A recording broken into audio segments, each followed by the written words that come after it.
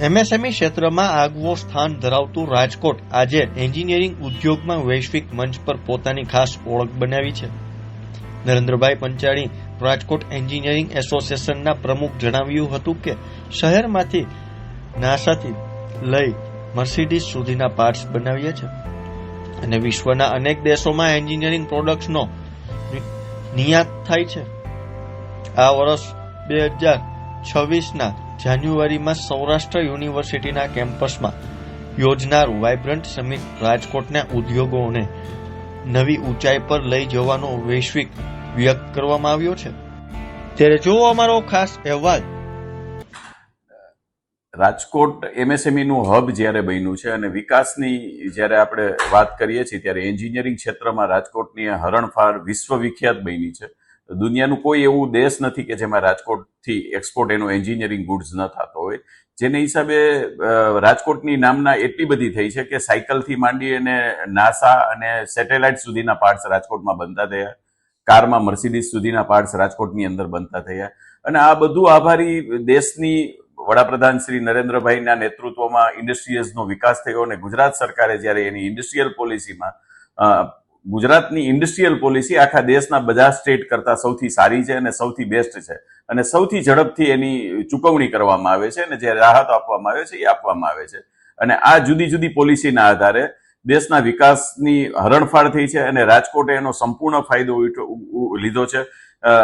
આવી જ રીતે વાઇબ્રન્ટ સમિટ જે દર વખતે થવામાં આવતું હતું એ આ વખતે 4 ઝોનમાં અલગ થયું છે અને જે વાઇબ્રન્ટની એકચ્યુઅલ ડેટ જાન્યુઆરી મહિનામાં 8 અને 9 તારીખ છે એ રાજકોટના ફાળવવામાં આવી છે. રાજકોટના સૌરાષ્ટ્ર યુનિવર્સિટીના કેમ્પસમાં આ વાઇબ્રન્ટ સમિટ થવાનું છે અને આ સમિટને હિસાબે રાજકોટની પ્રોડક્ટ હજુ પણ ઊંચાઈએ પહોંચશે અને રાજકોટના ઉદ્યોગકારોને ખૂબ મોટો ફાયદો થશે.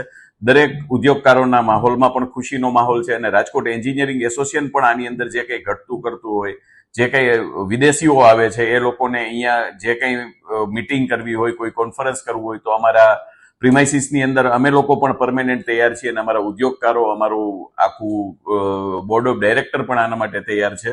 અને આવું જ્યારે થતું હોય ત્યારે ગુજરાત સરકારનો આપણે આભાર માનવો જોઈએ અને માનનીય વડાપ્રધાન શ્રી નરેન્દ્રભાઈનો પણ આભાર માનવો જોઈએ કે આવા સમિટને એને 4 ઝોનમાં વેચવાની વાત કરી અને દરેક ઝોનનો ગામડા લેવલનો સુધીનો પણ વિકાસ અને ગામડા સુધીની પણ દરેક માણસની રોજગારી વધે એનો એને ખ્યાલ રાખ્યો છે. રાજકોટમાંથી એન્જિનિયરિંગ ગુડ્સમાં બનતા દરેક product, automobiles, machine tools, food processing machines, નાસાના એરો ડિફેન્સ, ખાલી defence, railway, American railway, French railway, આ બધા જ પાર્ટસો રાજકોટથી બનીને જાય છે. એટલે રાજકોટનો ઉદ્યોગ એન્જિનિયરિંગ ક્ષેત્રે હરણફાળ ભરી છે.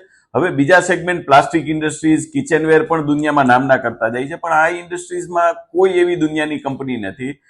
ટેસ્લા લઈ લ્યો તો પણ ઠીક છે, મર્સિડીઝ લ્યો તો ઠીક છે, અને ઇન્ડિયાની મારુતિ લઈ લ્યો કે હીરો હોન્ડા મોટરકોપ્સ લઈ લ્યો, આ બધા જ ઓટોમોબાઈલના પાર્ટ્સ અહીંયા બને છે અને એ વિશ્વવિખ્યાત રીતે આપણે દુનિયાની અંદર એક્સપોર્ટ કરીએ છીએ. ઉદ્યોગકાર તરીકે જીએસટી નો દર જયારે ઘટાડવામાં આવ્યો છે ત્યારે એક ભારત સરકારની સૌથી સારી પહેલ કહેવાય, કેમ કે એક વર્ષમાં એને 2 વાર રેટ ઘટાડ્યા, જેમાં એક ઇન્કમ ટેક્સમાં એવો મોટો ફાયદો આપ્યો છે અને જીએસટીમાં ફાયદો આપ્યો, જેથી માણસની એજ ઓફ લિવિંગ સ્ટાન્ડર્ડ ખૂબ હાઈ થશે.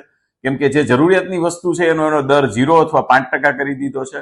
ઓટોમોબાઈલ્સ પર્ટિક્યુલર 28%માં હતું, એને 18%માં આવ્યું છે અને એગ્રીકલ્ચરને એને 5% રાખ્યું છે. પણ સરકારની અથવા મંત્રાલયની ક્યાંક ઝીણી એવી કંઈ ખામી રહી ગઈ હોય અથવા કોઈ જાણકારમાં ન હોય તો રાજકોટની અંદર સર્વશ્રેષ્ઠ વોટર પંપ, સબમર્સિબલ પંપ બનાવે છે જે માત્ર એગ્રીકલ્ચરમાં વપરાય છે. આનો દર એગ્રીકલ્ચરની બધી પ્રોડક્ટ 5%માં આવ્યા, પણ પંપને 18%માં રાખ્યું છે. એટલે સરકારને અમે જુદા જુદા ડેટાઓ પણ મોકલા છે અને રજૂઆત પણ કરી છે.